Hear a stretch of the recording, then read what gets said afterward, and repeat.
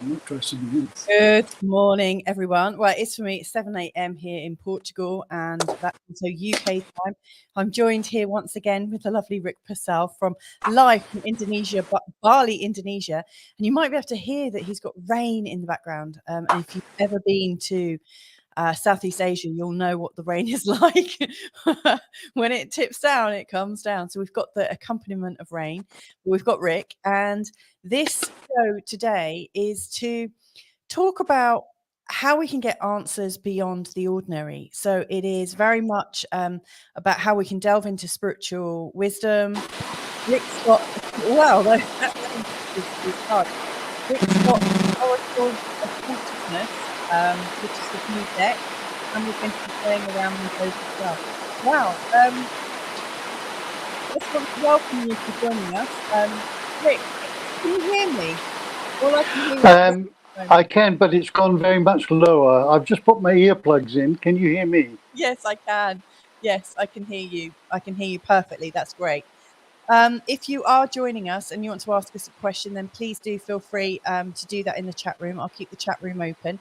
I have got a couple of questions actually from a really beautiful couple who are, maybe they'll be even watching us. They're in Canada, so they're in a completely different time zone. They might still be up, but it'll be in the middle of the night. But yeah, they've got a couple of questions. But I just wanted to really talk about the whole idea of, I guess, like, where does consciousness come from? Obviously we've spoken about consciousness in so many different ways many times before, but like, how can we access it, I guess? So where do you want to start, Rick? Once upon a... No, that's not the right one, is it? In essence, conscious doesn't come from anything because everything is consciousness. So if we were to assume that it comes from somewhere, there is separate from the receiver and the source of the consciousness. Yes. So that dispels any rumors that it might be sitting on a big white cloud somewhere.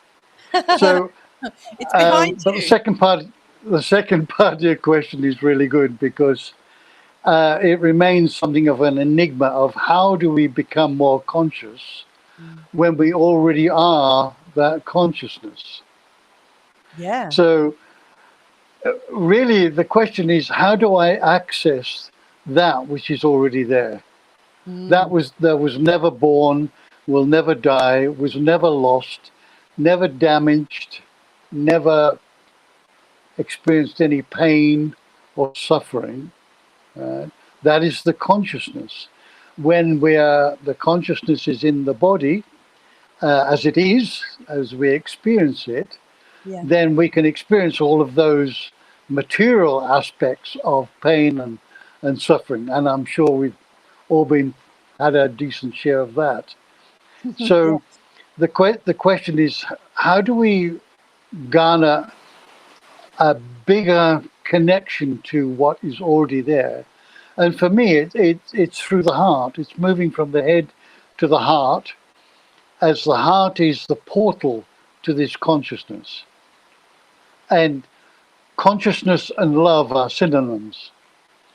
Not synonyms buns, but synonyms. And it is through our heart. We can't think our way to consciousness. We can't think our way to enlightenment or awakening. But we can certainly feel it, and we feel it in the heart. And so as we move into the heart and express the values of the heart, like appreciation and gratitude and love and forgiveness, those are the qualities of the heart. As we start practicing them, we start opening the door to this portal of consciousness, which is in essence, it's infinite. It has no beginning or no ending. So it was always there. It will always remain there. Our human dilemma is that many of us are disconnected from that source of who we are at the core. Hope that helps. Yeah, it really does. I mean, because there's a few things that I'd like to tie in today, but I think that's really sort of like grounding information. So just to kind of recap, here's how I've got it, because I've been making notes. that we can't think our way into consciousness because we are consciousness, basically. Everything around us is consciousness, but we need to feel our way into it if we're wanting to feel connected to it.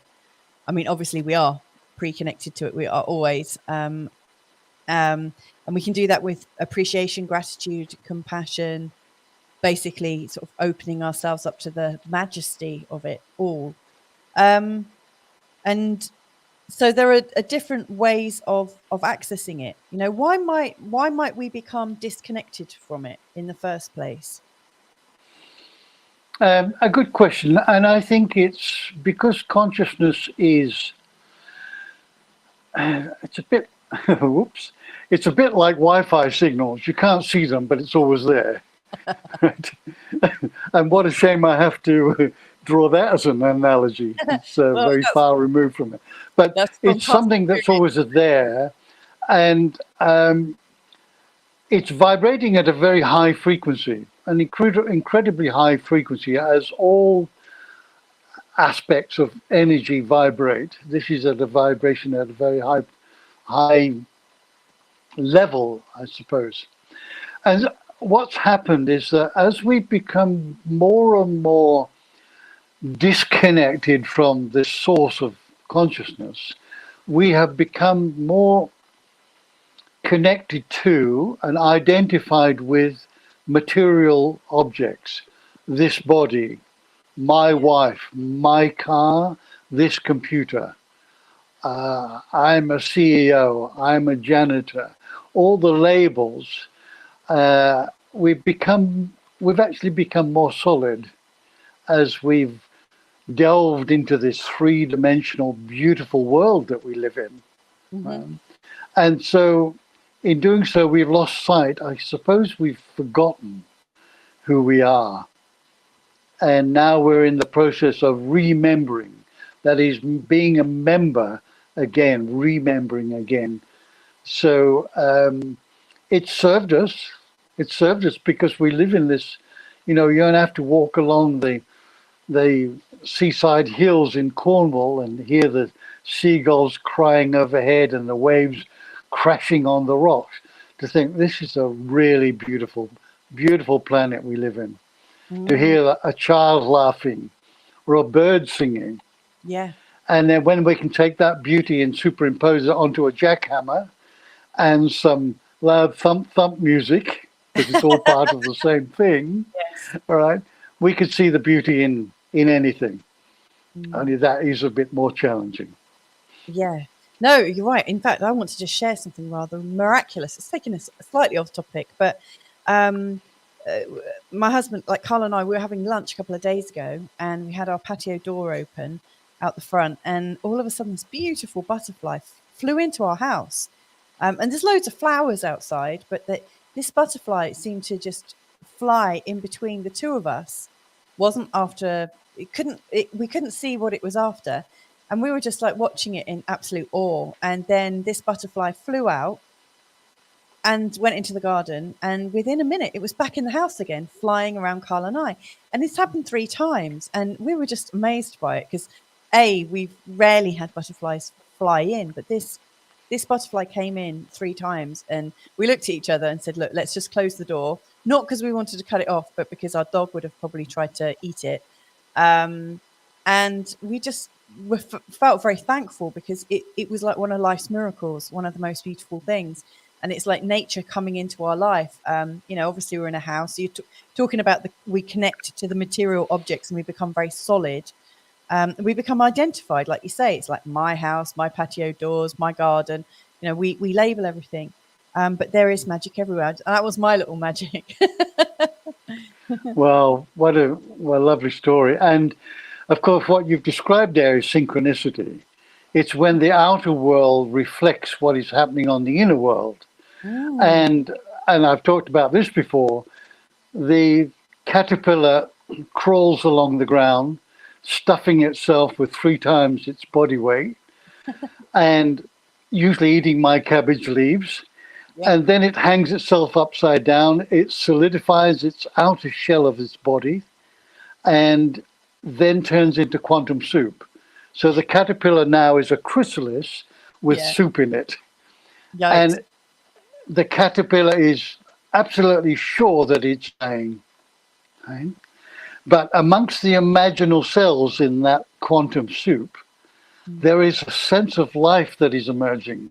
And of course, that's the formation of the butterfly, which eventually squishes out of the chrysalis and flies free, shining its beauty on the world.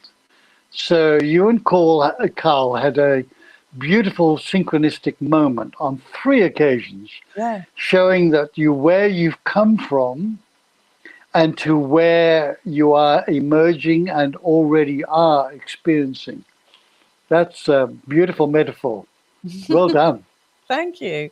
I love the word synchronicity and imaginal cells. There's something so dreamy about the caterpillars, well, dreamy and also kind of horrific. Like, I don't think any of us necessarily would consciously choose to put ourselves in that situation, where our body dissolves and we don't know where it's going. And it is a bit like death, people coming to the end of their lives. I know there are people out there, most likely you, and I like to think me, but probably not in practice, but that sense that there is something after death. And in actual fact, the breaking down of the body and the freeing of who we are is actually something to be savored and enjoyed. But, that caterpillar does it. It knows itself, doesn't it? It does. Or just It trusts the does. process. Yes, it's going with the flow. It's not resisting anything, as we might. And in essence, right now, we're going through the human metamorphosis, which is our stuffing, the equivalent of the caterpillar stuffing itself with cabbage leaves, is us becoming very materialistic and consumerism and wanting more things, the ego wanting more and more acquisition of things. And that's the replication of the early stages of the caterpillar. And then some people are in this quantum soup. I don't belong there, and I have no idea what's happening in the future, but I just feel I don't fit in there anymore. So there's the quantum soup. There's the quandary that part of us is dying, just as the caterpillar is, but something else is emerging. Oh no, please come back. Oh dear. It looks like we've temporarily lost Rick. So if you're listening, I can see I've got some listeners. Please do let us know where you're listening in from. And if you've got a question for Rick, let us know in the chat room. It'd be lovely to hear from you and be able to welcome you. Now, there is a little bit of difficulty, I think, to message in from Facebook at the moment. So if you could do it via YouTube, that would be fantastic. Now, what Rick was talking about there, about the imaginal cells, and that humanity appears to be in this place of we've stuffed ourselves, but some of us are already in the imaginal cell stage. As I imagine it, when he says that, I think, oh my goodness, he's actually talking about the way showers, people known as indigo people, the psychics, the sensitives, the empaths, all of those people. When he's describing the fact that we might not actually feel very comfortable in this life, and and have this sense of, I know I'm supposed to be here. I'm not exactly sure what I'm supposed to be doing. And so I'm kind of just holding my own space. That's how I feel that many of us are, and probably people listening to this show right now, either live or on catch up, that's probably their experience too. So whilst Rick is hopefully reconnecting with us, obviously we're still connected in consciousness, but let's have a think about some of the other things that we have with different consciousness tools. So he was talking about the idea of we can love ourselves and feel our way back into consciousness. And really, I was thinking, okay, so which activities can we do? And in the past, I think I probably got more into the whole idea of the new agey lifestyle, or exploring my own sense of consciousness, was through reading books, like self-help books, and then meditation, but also cards. And this is one of the things we're going to cover today. Just going to bring Rick back on. Hello.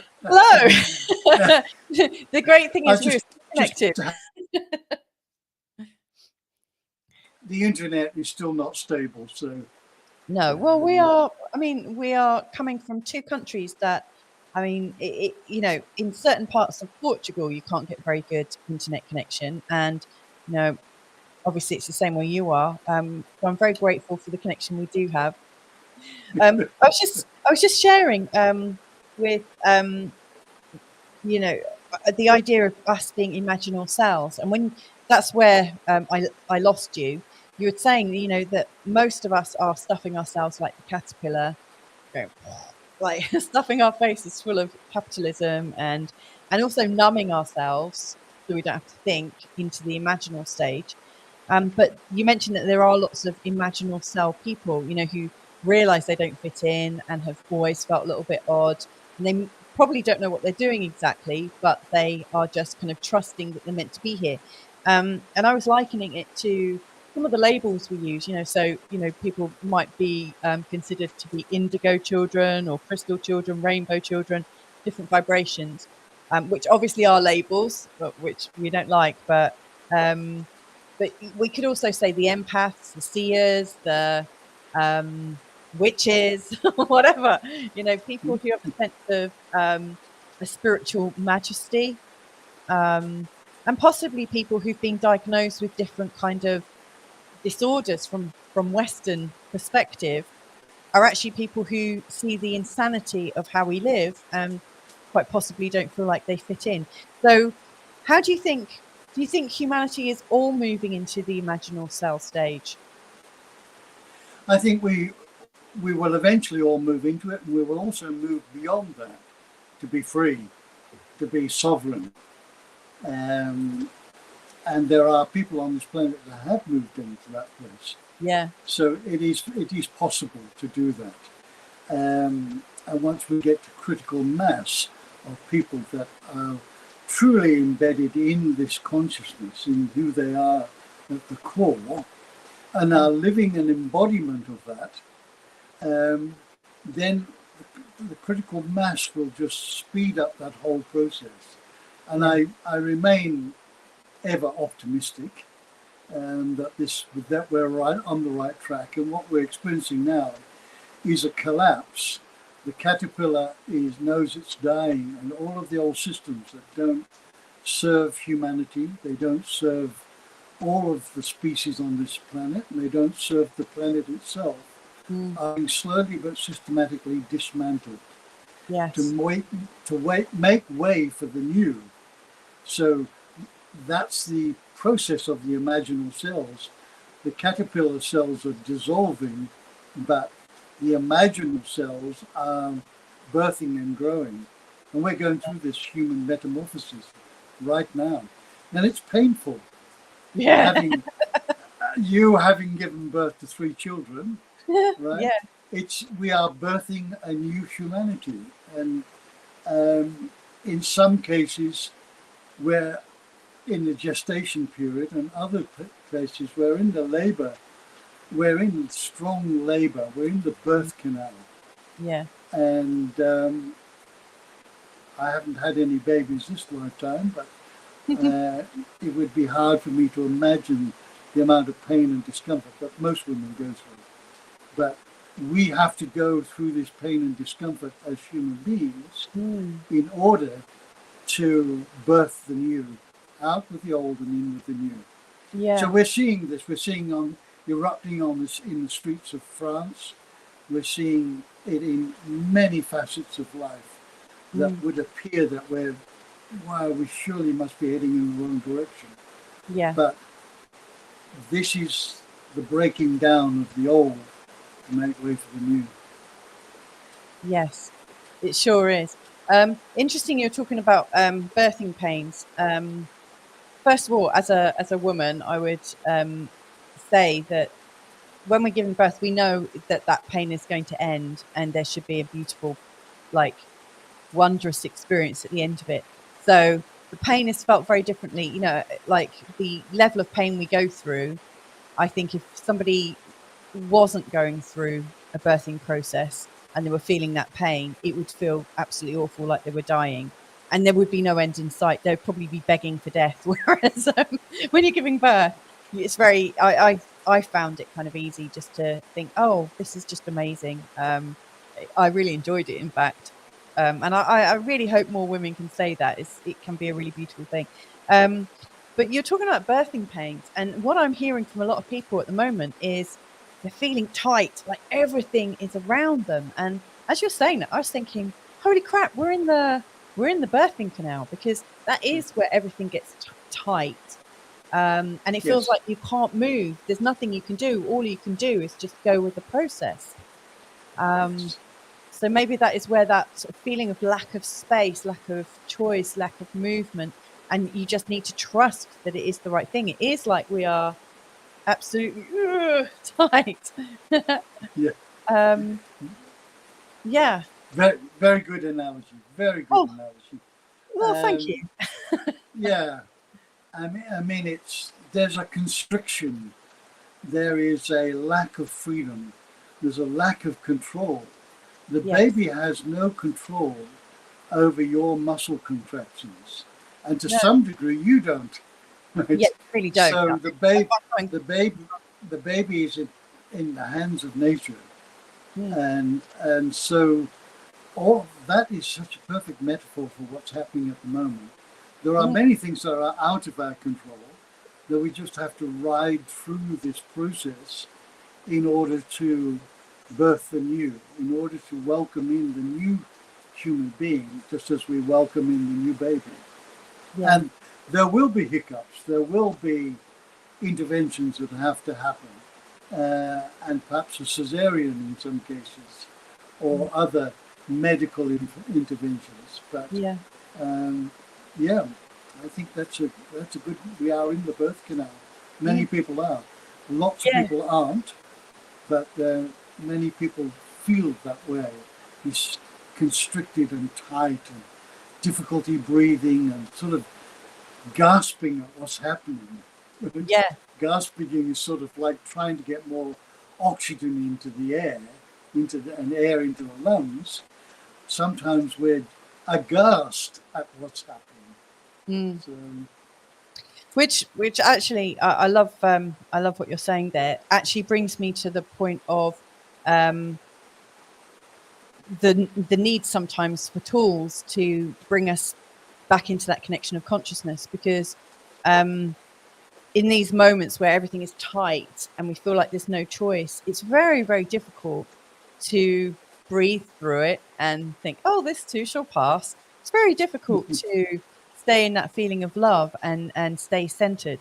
And this is where I think, I mean, obviously, at the time of the pandemic, bunny ears, that's going to look weird on the transcript, isn't it? When I say bunny ears. The bunny ears pandemic.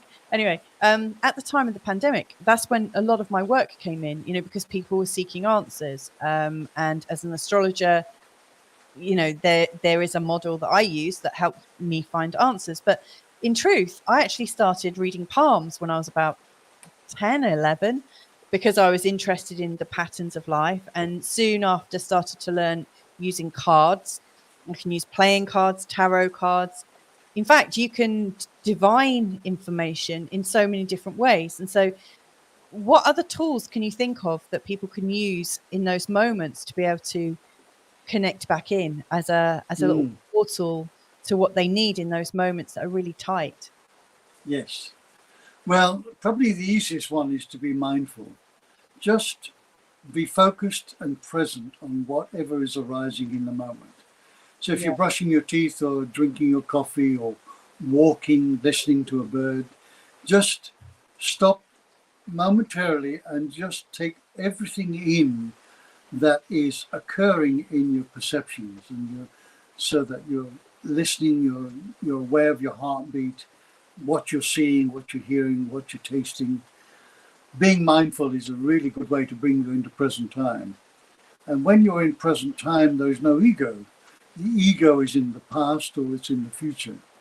So that's a really good portal to becoming closely connected to what is already there, because you're in present time, and that's where it exists. That's where you can access it and enjoy it. Meditation, yoga, walking in nature, reading life-enhancing books, being inspired by words and music. Music is a beautiful way to become relaxed and calm. Yeah. I was about to say we're trying to quieten the monkey mind, but we're not doing that.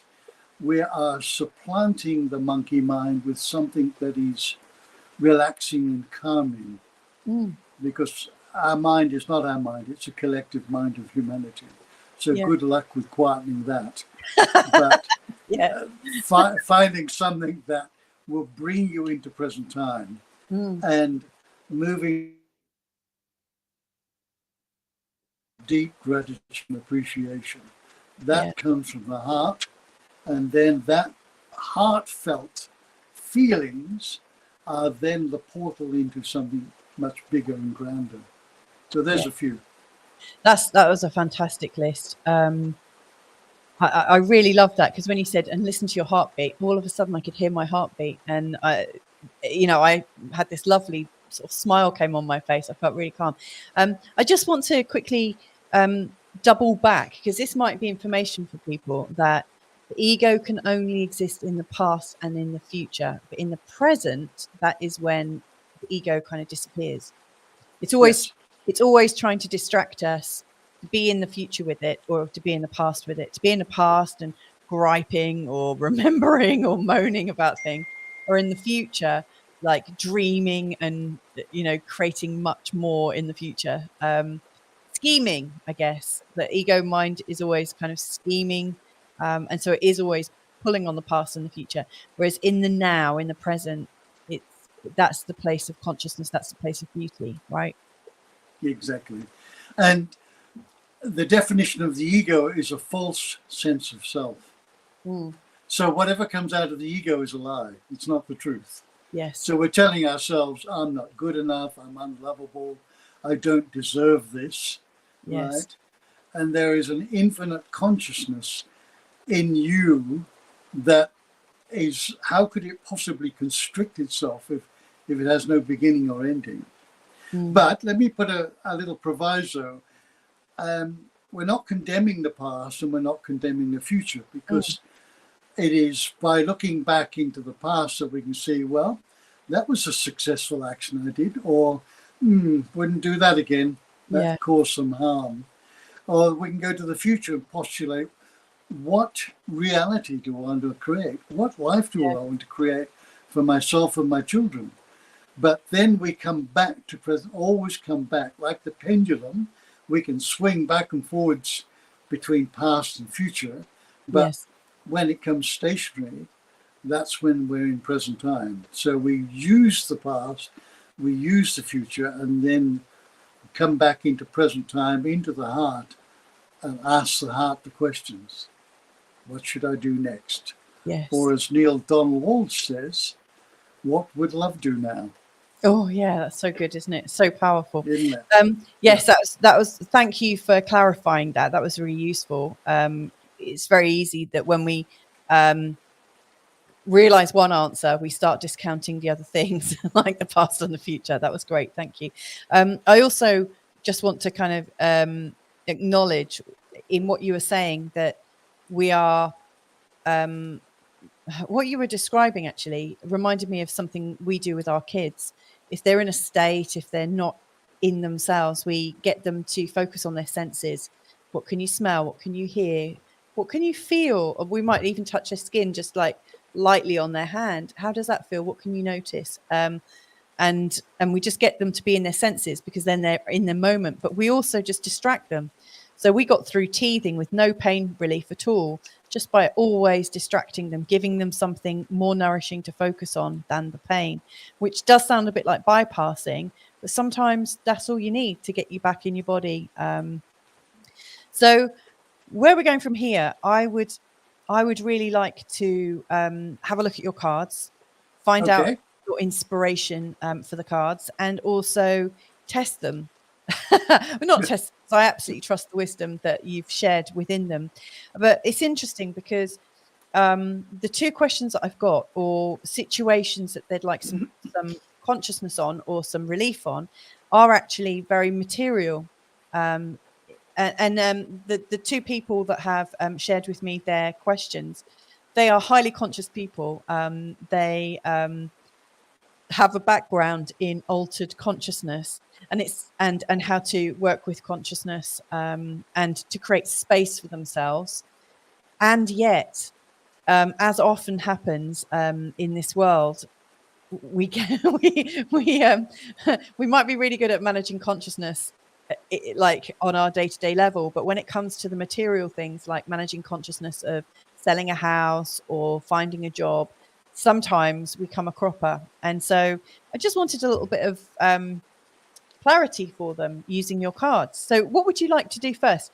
We could do it double blind, and I could just say one of their names, and you could give me the name of one of your cards. I can bring the card on the screen. You can talk about what wisdom is there for them, or I could describe their issue, and then you could select a card. What would you prefer?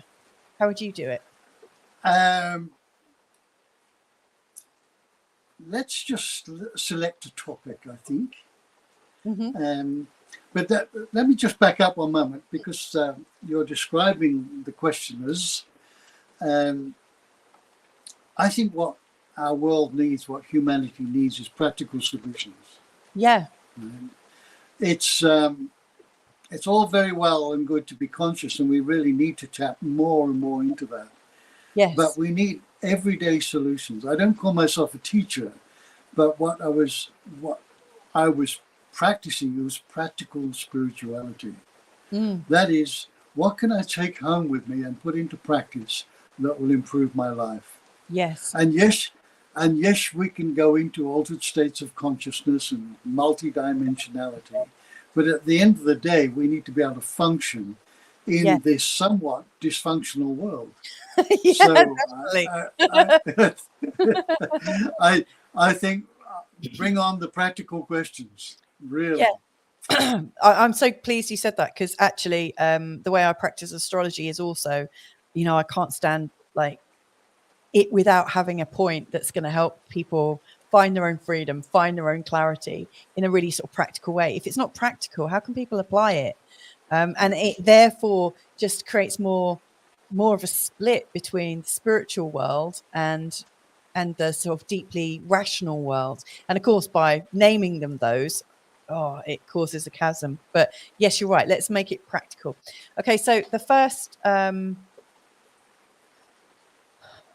the first question is: these people are moving overseas, and they need to sell a really large item, and it's thousands of pounds, and they've put it onto the market. It's a trailer, like one of those beautiful, great big American, Canadian kind of big old trailers that people can live in. Okay. And they've moved some of the furniture around to try and get a bit more energy, and they're using different consciousness tools already to get it moving, and it's still not moving, and they need to return to their other country very, very soon. So they're really wanting to get some speed around it. Okay, well, I don't know what consciousness process you are using, but probably the most effective one is to visualize that and I'm picking up an Airstream. Is there a name to it? It's a caravan, the big silver Airstream caravan, I'm imagining. Are you doing remote viewing now? So I'm not going to say, It'd be so funny if you were. I will deny ever being on this conversation. You'd be saying, "Oh yes, I like the way you've rearranged your furniture in your trailer." But maybe move the red throw cushion. Yes, yes. So probably the easiest way for manifestation is to experience what it feels like and the relief that comes with, and the joy and freedom that comes with having achieved what you want to achieve. So the net end result you want is the trailer is sold and the money is in the bank.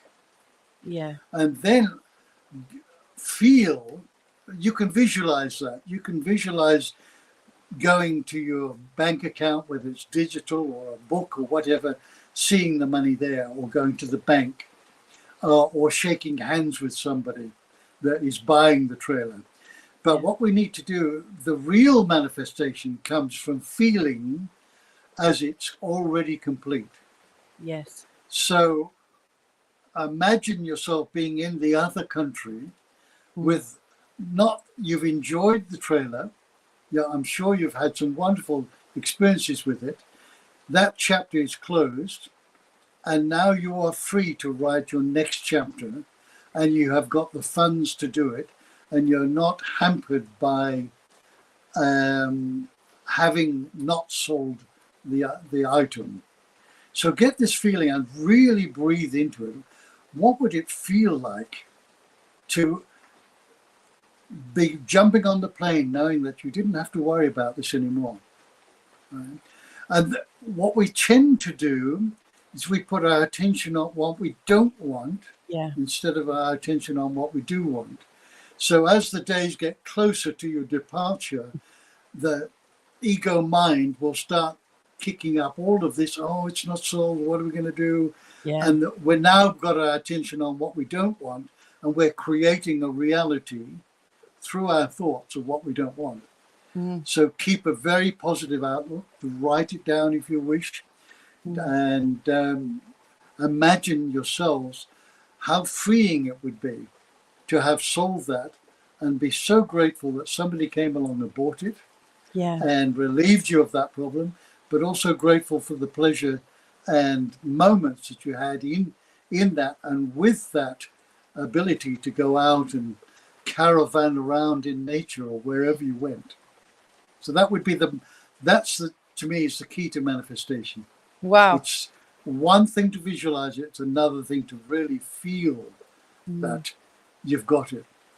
And again, you're like, it goes back to at the start with consciousness, you said we have to feel ourselves into it. Yes. And I guess if you're in that place of feeling, you become the director of it. You're it's almost like you're playing with the vision. You're like actually physically manifesting it like a god. Like you're like my kids have got a doll's house, and they're moving all the like appliances and things around from room to room. They're directing it. They're setting the stage for their own show. What I really liked about that, which I thought was really powerful, and to me it sounded like it was a bit of a channel, the way this idea popped into your head suddenly. It's the one chapter closing and another. It's I suspect there is an area going on, or this one really sort of related to, like when I heard it, I was like, oh, that's significant, that maybe they're holding on to that old chapter, even though they're ready for their new one and are living their new one. They haven't quite addressed the closing of that previous chapter. I think that's very strong. That's a very real possibility, that you had so attached to it, right? It's the attachment that needs to be severed. That doesn't mean to say you forget about it or discount all of the experiences that you had, but sever the attachment to it, because the attachment holds it in place and stops us from moving forward. That's the same with relationships. If you're in a job or in a place, or you've got a clapped out car that you love, but it keeps spilling oil everywhere. Once we attach something, we then identify as, this is me, right? I'm a sailor. I'm a pilot. Yeah. I'm I'm a cricketer or a footballer. No, you're not. You're an infinite being, your infinite consciousness, having an experience with a football. Yes. I love that. It's so funny you say that, because I remember, in like 13 years ago when I came to Bali and first met you, for about a month or so, when people introduced themselves to me, or, when I met people, I asked the question that everyone asks until they realize it's just so uncool to ask. But I said, "Oh, hi, I'm Louisa. What do you do?" I'm a business trainer. I've got my own business. Oh my God. Everyone would look at me if they'd already been in Bali for a while, and they were like, kind of quit your identity for a minute. And yikes. We do that, don't we? When you were talking then, I was thinking in terms of grief. If you want to sever your attachment, you also need to maybe grieve the loss. And also, Carl's got a book by Barry Long about embodying the love, so that when somebody leaves, you don't feel the pain of it because you're already connected to them. I'm guessing that's just having the consciousness of it. Yes. So all of those thoughts came up. I'm guessing this answer you've given relates to one or many of your cards in your deck. Probably reflection. I can't remember every one of them offhand. I try not to. There's a lot of them. keep too much in my head. But there's another aspect as well, and that is we can have beautiful experiences, and we can have some fairly ugly ones as well. Yeah. I constantly look at, what have I gained from this? What have I gained from this painful, traumatic experience? Or what have I gained from this beautiful experience sailing on the high seas with a sailing boat or something like that? Whatever it is, looking what we've gained rather than what we've lost. Yes. The ego mind wants us in the past, dwelling on what we've lost. Yes. Right? When that chapter's already closed and the page and the pen is just awaiting for us to write the new one. But we can't, because we're stuck in the past. And we can get equally stuck in trauma as we can on pleasure moments. Yeah. And then when they're not present there, we have, the mind wants to go back and regurgitate them. Nothing wrong with having fond memories, nothing wrong with, certainly nothing wrong with dealing with trauma and pain and the narrative that goes with it.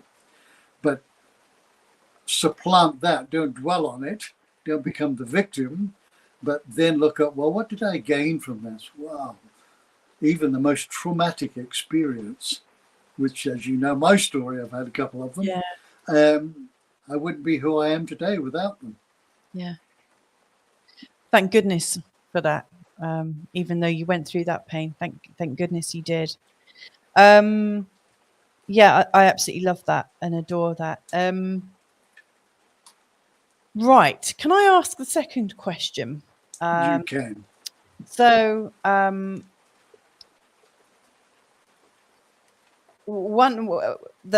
male of this couple is looking for international work now, and he's highly skilled.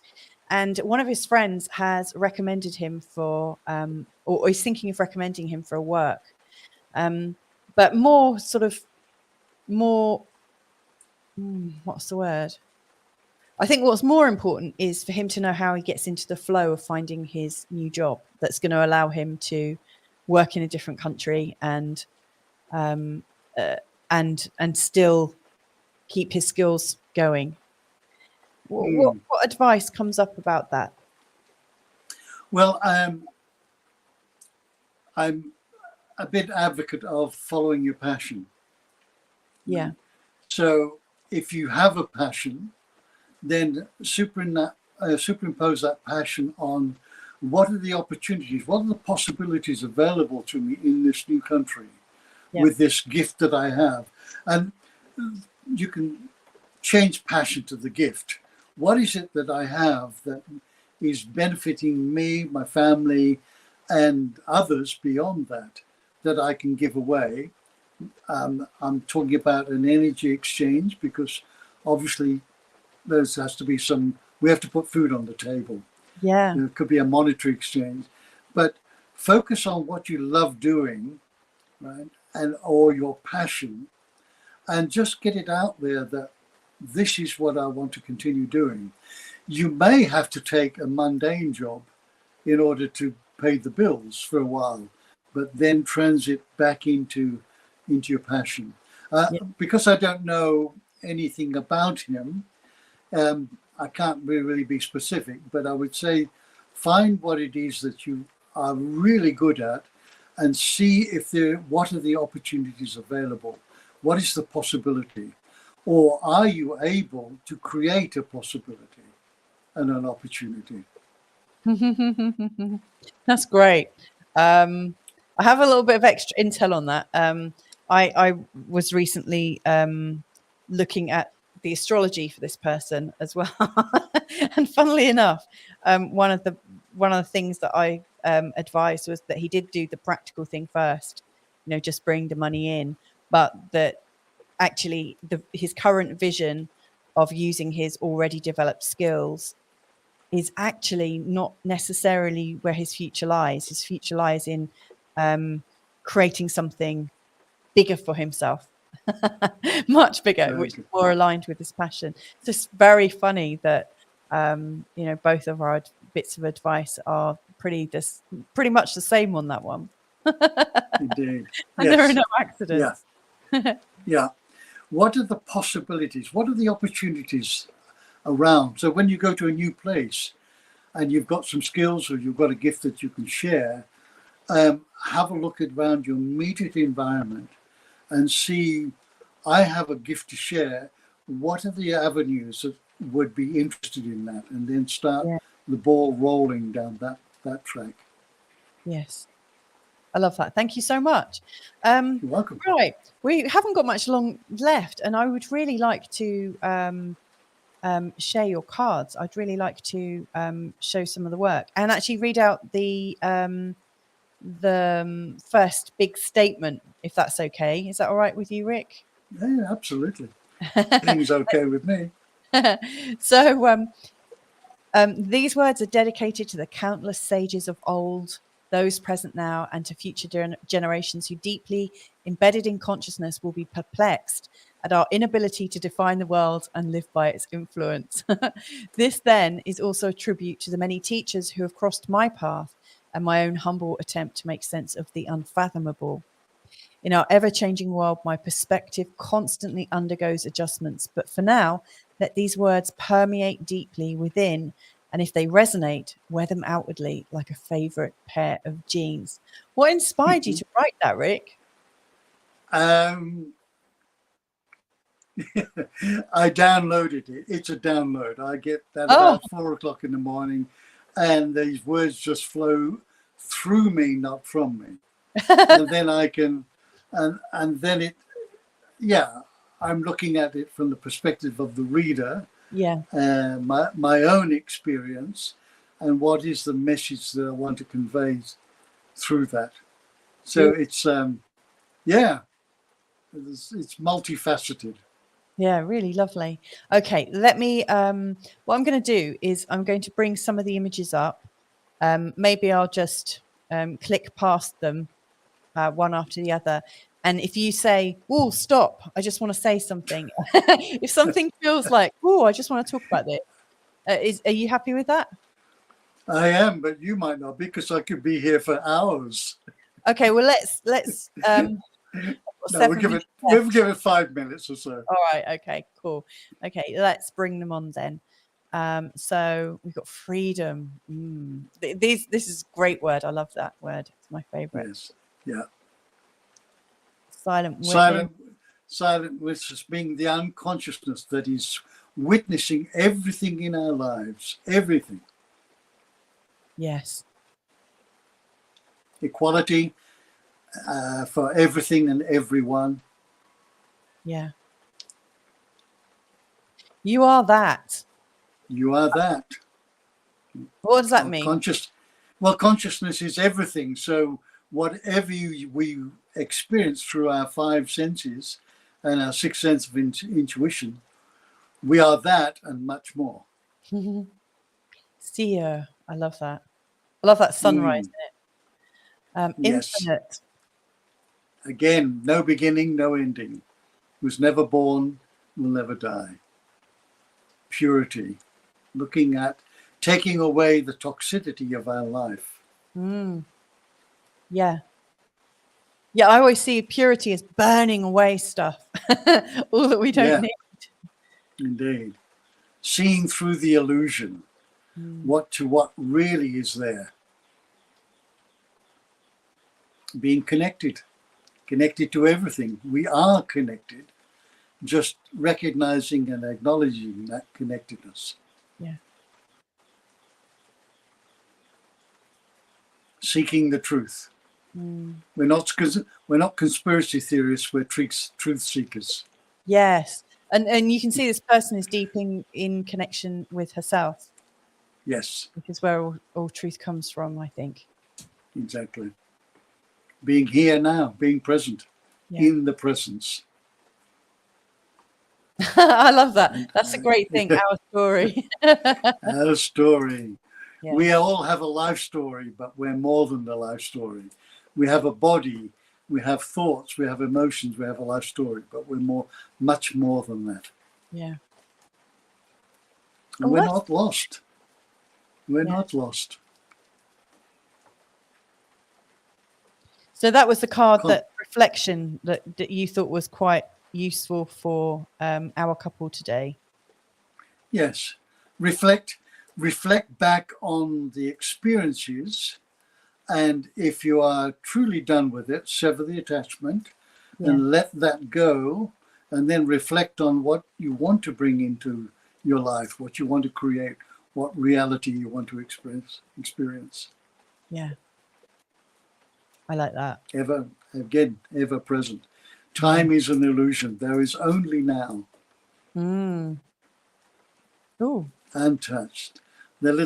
We talk about the damaged child within. Well, the damaged child within is part of the ego, which is an expression of victimhood. Yeah. What is untouched is who you are at the core. Yeah. Absolutely untouched. You've been the silent witness to all of this.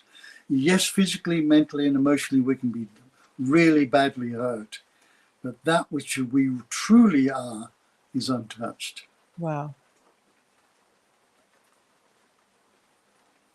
And the light. See the light in everything. Use the light. Shine your light on the world. It's interesting, actually. Look at this image. When you do have the light, it also shows up where the shadows are, which Indeed. Might not be possible until you shine the light on it. Indeed. And I think in the past I've talked about the darkest shadows are in the brightest light. Yes. Yeah, so now we're seeing a lot of dark shadow appearing in the world. Right? That's because there's more light shining on this world. Yes. Yeah. And rise above. Sorry, go ahead. No, I was just going to say, I love words like arising. Yes. The whole idea of this expansion. It is.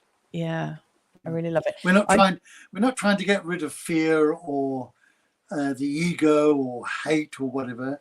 We're trying to arise above it into a beautiful state, not in denial, but to go beyond that, to recognize it exists, but there is something beyond that that is much more palpable for the human family.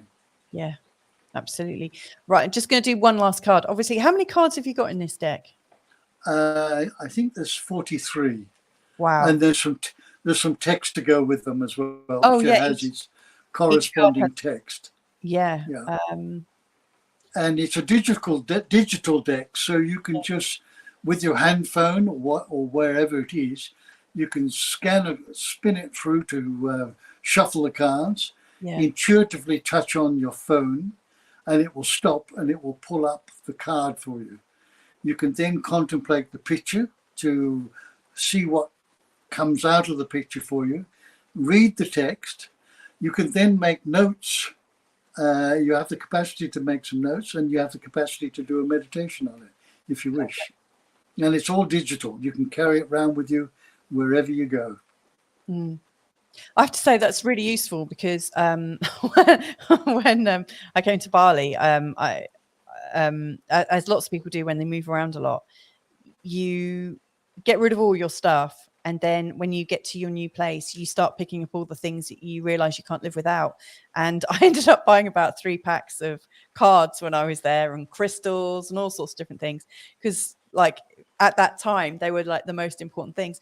Now if you can carry a vibration around with you, or the knowledge, I mean, that would absolutely change and transform traveling and living remotely, and also just living a very busy life. It's perfect. Yes.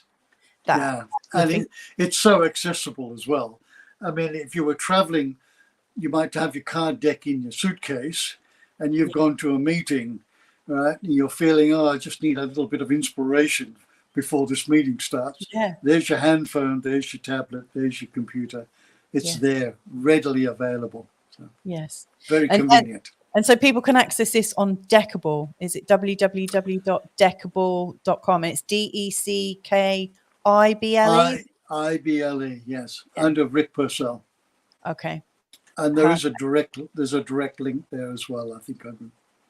Okay. If you could send me the direct link, I will put it in the show notes. So if people are interested, they can have a look. Yeah. In fact, I think I may have already sent it to you. Just check when we finished. I think I've had sent it there. Yeah, sure.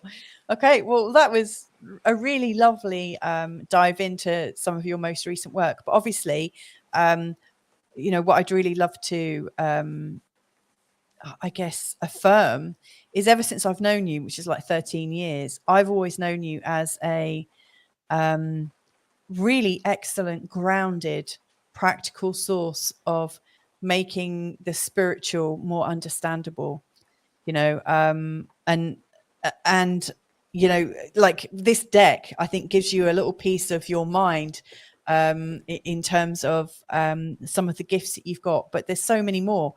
And so if this has really resonated with you, I know you do retreats, don't you, Rick? And people can cope. They can book some time with you, can't they, if they want to? Actually, no, we've stopped running the retreats, so I can focus on my writing and my cards and some of the life coaching. So if somebody wanted, I've done 7,000 hours of retreats in 10 years.